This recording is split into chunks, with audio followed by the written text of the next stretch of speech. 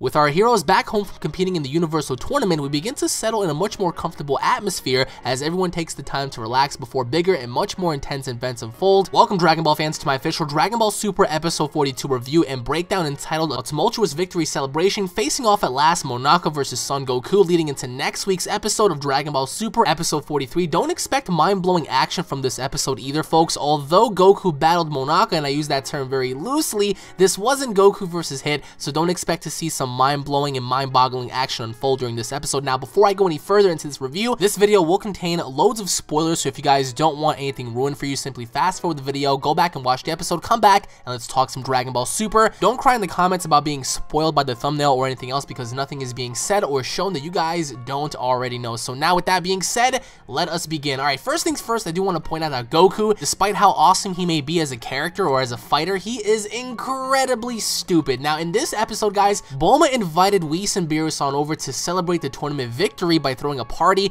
and by doing so, of course, Monaka ended up showing up. Now, this is bad. This is a very, very bad thing, only because Goku is expecting so much from Monaka, given what he had told him that he wanted to spar with him and stuff. Now, Beerus is worried about this because Beerus does not want Goku to fight Monaka because, number one, Monaka is a delivery man. Monaka is no longer your teammate in some grand tournament. He is a delivery man simply delivering food, and what does Goku do in this episode? He challenges Monaka. He even grabs him and drags him out to go fight him, in which case everyone has to stop him. So the Omni King found out that Beerus has been lying about so much, in which case that does not make him look good as a quote-unquote god of destruction, so he's kind of a little iffy on that. But of course, Bulma and the CR are trying to avoid Beerus because they're going to cause another scene at her birthday party, in which case everyone is there, and it's a throwback to Battle of Gods, because if you go back and you really pay attention, this looks like the exact same scenario that went down in Dragon Ball Z Battle of Gods, with everyone wearing the exact same clothing, the exact same setting. And speaking of clothing, I am not a fan of Goku and Vegeta returning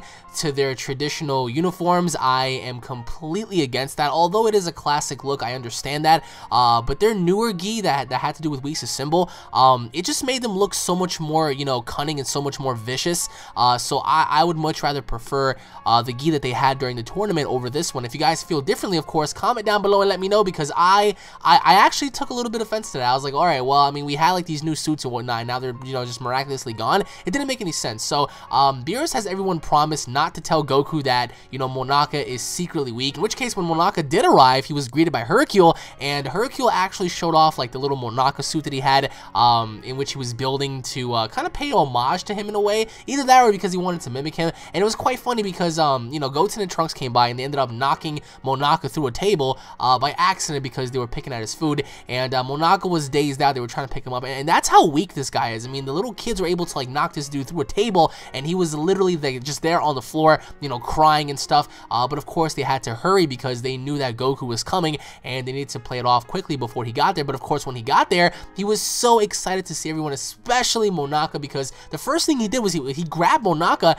and he wanted to drag him out to fight, and everyone was trying to formulate a plan on how to stop him. And Whis actually tells Beerus prior to all of this, if Goku finds out, they better find something else to motivate him, because nothing's gonna, you know, drive him to get stronger prior to this Omni tournament. Now, Whis also goes to say that if Goku loses in this upcoming tournament, Whis doesn't really know what's gonna happen to Earth. So that's pretty harsh right there, because again, Beerus is using Monaka as motivation to Goku for him to get stronger. So this Omni tournament is gonna be something of a grand scale, in which case I predict that it might be the final arc of this series. But as soon as, you know, Monaka is down and out, they're trying to drag Goku away from Monaka, and they're trying to do everything to stop Goku, which is kind of funny because Krillin ends up doing the solar flare, which kind of blinds Goku for a second, for them to get Monaka away from Goku. And Trunks suggests to Beerus to disguise himself as Monaka, which was pretty funny because you know, Beerus did not want to do it. He did not want to put his pride aside, being that he was the god of destruction, just to put on a suit to spar with him. But of course he had no other option because he needed to motivate Goku. So he put the suit on and he ended up fighting Goku, which was pretty funny because every single time Goku threw like these massive shots,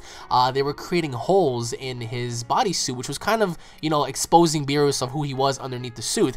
But then we get to see, you know, Beerus just really go all out with Goku in a way, pushing him even further, and Goku was quite satisfied by this. But again, every single time Goku threw shots, he was ripping apart the costume, and Piccolo and Vegeta had to come up and stop Goku because he was exposing Beerus' tail, he was exposing Beerus' ears, and Beerus was underneath the costume. He was panicking. He was panicking because he realized that Goku was beginning to expose him little by little, but Goku didn't know because Goku's stupid, and of course Poir had to transform himself into Beerus to further Goku's deception, because again, keep in mind, Beerus has to motivate Goku by, you know, allowing him to believe that Monaka is this very, very strong fighter. So, you know, as Goku is picking apart the suit, he tells, you know, the fake Monaka, wow, you're just like Majin Buu, you can split into pieces and stuff, and that kind of irritated Beerus, but Beerus officially regrets that he lied to Goku because he didn't want it to come down to this, but he had no other option but to, you know, just force himself into, you know,